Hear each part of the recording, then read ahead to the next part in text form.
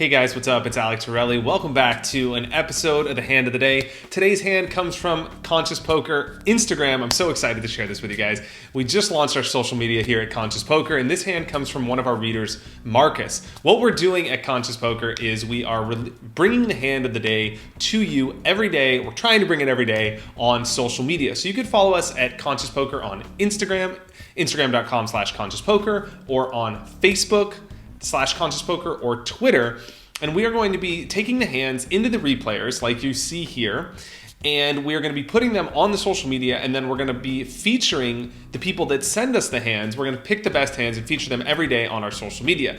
The best hands of the week will be featured just like this video where I will make you guys a hand of the day about the best hands, the one that gets the most engagement, the one that gets the most likes, the one that gets the most comments. And so this week we're kicking it off here. I got a hand from my reader Marcus. I'm super stoked to bring this to you guys. But first off, follow us on social media. Please support. I would greatly appreciate your guys' support, feedback, anything we could do to provide better content for you. That's what we're about here at Conscious Poker. So I encourage you guys to check us out on social. Hand of the day. This hand comes from Marcus, 50-cent dollar blinds, and there's a raise under the gun to 250. We get a call in the hijack and a call in the cutoff. Marcus is in the small blind with ace-6 offsuit, and he elects to call here. Now, this is a little bit loose of a call. In this spot, first choice would be to fold. My second choice would be to 3-bet. My least favorite option is calling.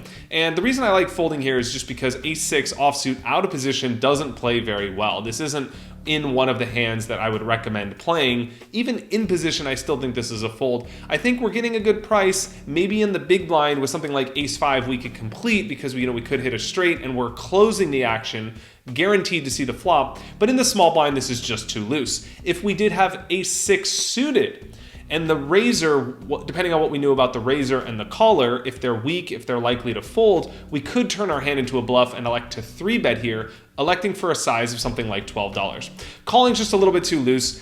As played, he elects to call, and we go 4 ways to the flop. Flop comes king 10-6 with 2 spades. So we flop bottom pair with backdoor straight draw and a backdoor nut flush draw. We check, which I like checking here. The villain bets 10, and the first caller, the hijack, calls. Now it's back on us, and I don't really mind calling here. I guess, we could win the pot if an ace comes. We could win the pot if a 6 comes. It's really unlikely we have the best hand at this point.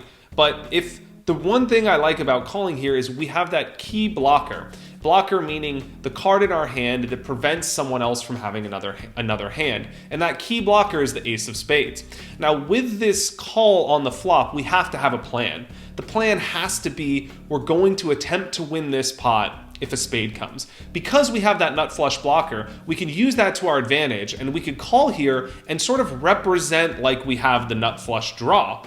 Now, we could also use our equity in the hand. It's not like we're calling with ace-5 offsuit. We still have some equity because we have a pair. We could hit trips or 2-pair and prove to the best hand, but we could also use this blocker to our advantage, and if a spade comes, apply a lot of pressure knowing that someone doesn't have the nut flush. As played, we elect to call, and we go 3 ways to the turn. Turn comes an ace of diamonds, and now we elect to lead out $30. I like this 3/4 pot bet because this turn is a card that puts some draws on the board, and we want to get value from our hand right away. It's very probable that either villain has something like ace king, ace queen, or ace jack, and we can get value from those hands. They also might just have a random ace that bet the flop as well. We could get value from that too.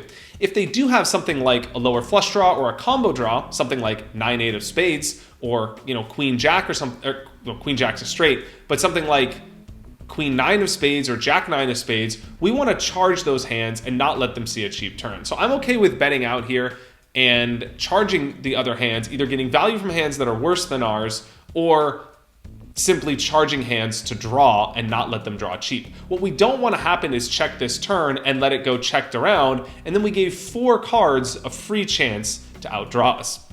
So I like the bet here. There are a lot of bad rivers. It's a great spot to bet. We bet 30. The original villain calls, and the hijack now folds. The river is an incredible 6 of spades, so it completes the flush and gives us a boat. Now this is a really interesting card because remember what we said about us having that blocker. We know that our opponent can't have the nut flush.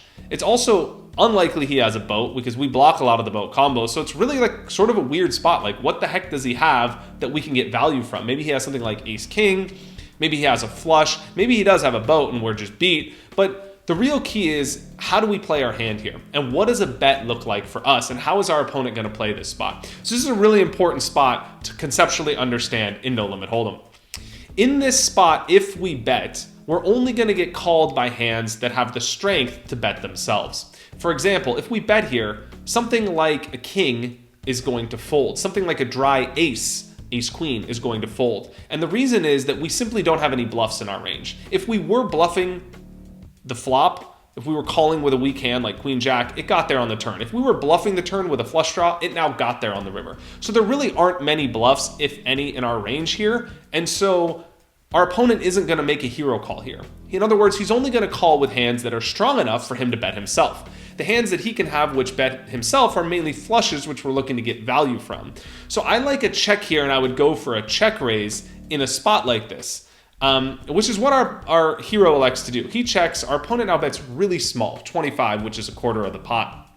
Now in this spot, the hero decides to check raise to 70. I like his mindset in deciding to check raise here, but I would go bigger. I would go with something like 125 because the pot is already really big and you want to make a check raise that's not necessarily relative to the size of the bet, but a check raise that's relative to the size of the pot. So I would go something like 125 here, apply a lot of pressure and really try and get value. I may just even shove it all in here and make it kind of look fishy.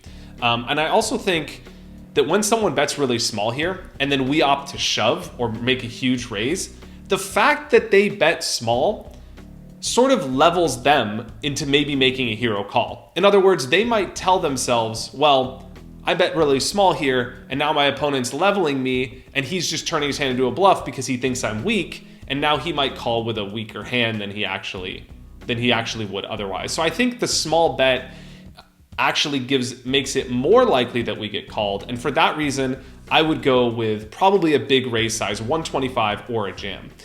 As played, we make it 70 and now our opponent jams. So now it's like, holy crap, did he actually have a boat that is better than ours? But in this spot, we're getting such a good price and the hand is so weird to begin with, and we have a boat that I just don't think we can fold here. You know, I might fold here if I had like a flush, if I had, you know, just the, like maybe like certainly a straight, even though I would never play a straight this way, but if I had something like 9-8 of spades, I also wouldn't play that this way, but I would probably fold that hand as well. The reason I wouldn't fold this hand is this is pretty much the best hand we're ever going to have. We're never going to really have anything better than this besides quads, and we just have to call. Like, our opponent's probably not shoving worse that often for value. Maybe he's shoving with a flush, maybe he's shoving with like queen high flush or something like that, jack high flush.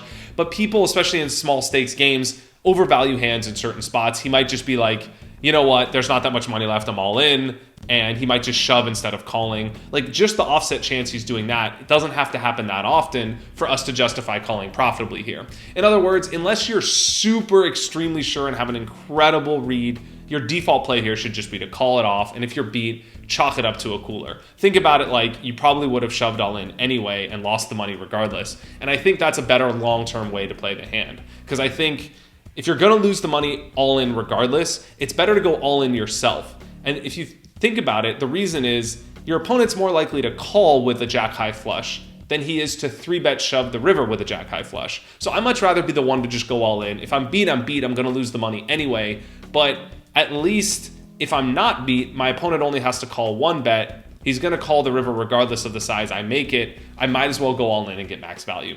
So as played, our boy calls it off, which I don't blame him for doing.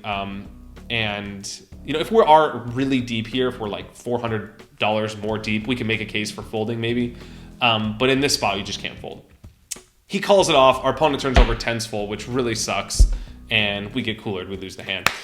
Guys, I would love to hear from you guys. If you want, you can leave your comments in below. Let me know how you would play this hand. Let me know what you guys would like to see more of. If you guys have hands you'd like me to review, ship them over to ConsciousPoker.com. On contact, you could submit your hands there through the contact form, and members will get priority as always. So consider becoming a Conscious Poker member if you'd like to get priority access to having your hands reviewed. Support us on social media, guys. I greatly appreciate it. You guys are awesome. Thank you so much for watching the Hand of the Day, and I'll see you guys next week. Cheers.